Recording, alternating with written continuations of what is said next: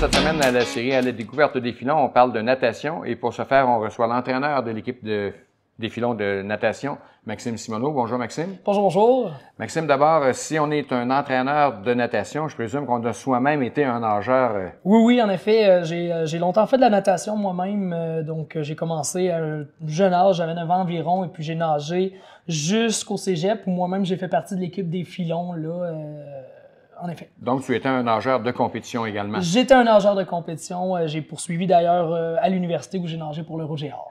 Tu sais donc, ah oui? Oui. Tu sais donc de quelle façon se sentent les nageurs avant de sauter à l'eau?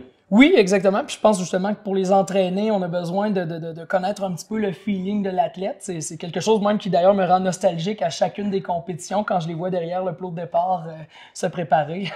Et de quelle façon, justement, on va intervenir? Est-ce que tu les laisses dans leur bulle ou si tu as des conseils à leur donner avant une compétition? Ça va vraiment dépendre des nageurs en question. Oui. C'est-à-dire que il y a certains nageurs qui ont besoin d'être dans leur bulle, qui vont avoir leurs écouteurs, qui vont avoir leur musique. Tout nageur a une routine et doit développer sa routine d'avant-nage. Et puis, en apprenant à les connaître comme ça, on essaie de développer ensemble cette routine-là. Parfois, il y en a qui aiment se faire parler juste avant la nage. Parfois, il y en a qui préfèrent garder leur distance. Puis dans ce temps-là, nous, notre rôle, c'est de les accompagner puis de respecter ça. Donc, on s'adapte à chaque nageur. On s'adapte à chaque nageur. Cette année, les filons sont bien représentés, autant chez les garçons que chez les filles. Oui, très bien représentés. On a 4 garçons, 2 filles dans l'équipe. Donc, c'est vraiment bien. C'est une équipe qui grossit graduellement là, avec les années.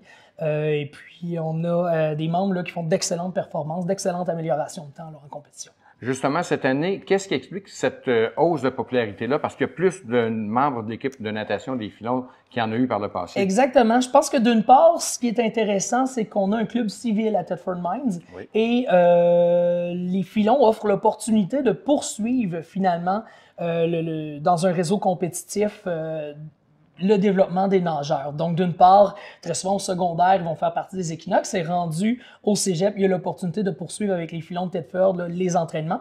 Sinon, il y a également aussi la possibilité pour des gens qui sont sauveteurs, qui n'ont pas nécessairement toujours fait de la compétition, d'intégrer le réseau.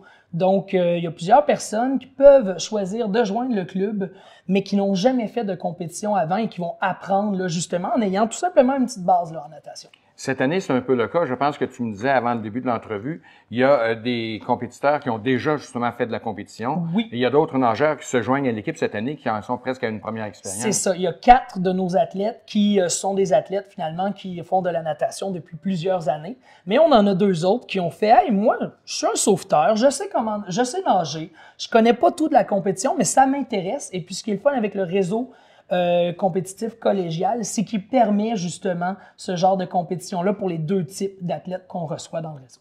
On parlait il y a quelques instants de relève avec les équinoxes de nageurs civils. Est-ce que ça présume qu'il y a une belle relève à venir pour les filons au cours des prochaines années? Oui, ben en fait, ce qui est agréable de ça, c'est justement le fait qu'on ait un club compétitif avec les filons. On soit en mesure de favoriser une rétention de nos nageurs dans la région.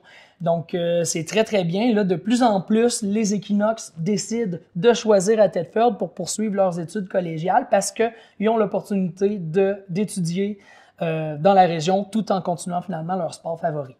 On peut rester surpris de savoir que les filons ont une équipe de natation alors qu'il n'y a pas de piscine ici même au cégep. De quelle façon on se débrouille? On s'entraîne à la piscine là, de la polyvalente de Thetford, donc qui est une piscine semi-olympique, 6 couloirs, 25 mètres, donc qui respecte les standards là, finalement de compétition minimum. Quelles sont les principales épreuves ou styles qui sont pratiqués par les nageurs-nageuses des filons cette année? Cette année, bon, en fait, c'est sûr que ça va vraiment dépendre des nageurs. Pour les nageurs qui sont un petit peu plus débutants, on va favoriser très souvent le crawl, hein, le 100 libre, le 50 libre. Sinon, après ça, on va essayer de leur trouver un deuxième style à travailler, que ce soit le dos ou la brasse. Et les nageurs avec un petit peu plus d'expérience, eh bien, eux, ils ont leur style habituel. On pense à un qui va faire particulièrement du dos, un autre qui va faire particulièrement du papillon. C'est vraiment propre à chacun des nageurs, là. Une semaine d'entraînement, ça ressemble à quoi pour un nageur des filons? Pour un nageur des filons, en fait, une semaine d'entraînement, ça va être 2 entraînements le matin, donc le mardi et le vendredi matin. Il va y avoir aussi l'opportunité de faire 2 entraînements le soir, le lundi, oui exactement, le lundi et le vendredi soir.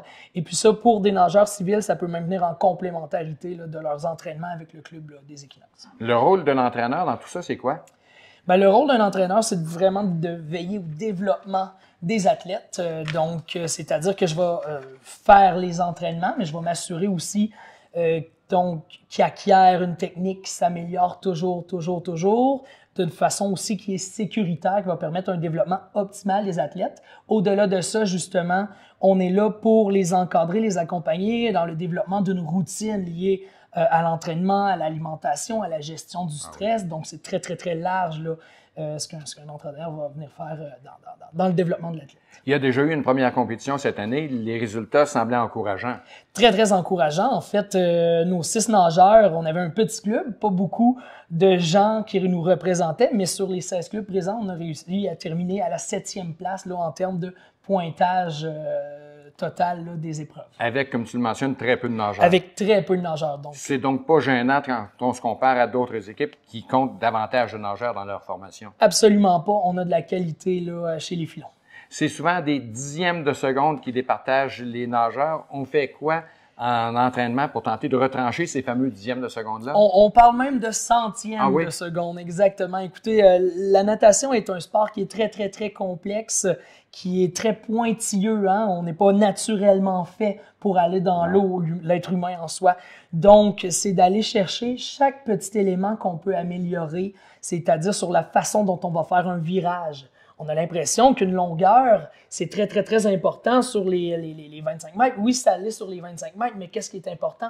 C'est les moments de transition. On va passer d'un mur pour aller de l'autre côté.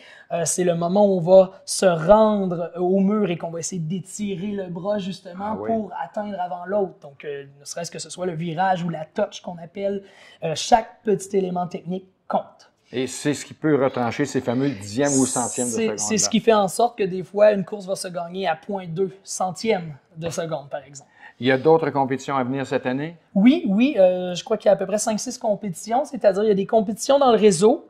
Et ensuite, il va y avoir une finale d'association, l'association de l'Est, si je me trompe pas. Et finalement, il va y avoir là, un championnat provincial qui va regrouper tous les cégeps là, de la province. Maxime, ça a été fort intéressant. Merci pour toutes ces précieuses informations. C'est un plaisir. On va te souhaiter une bonne saison et surtout à tous les nageurs, nageuses et filons. Merci beaucoup. Au plaisir.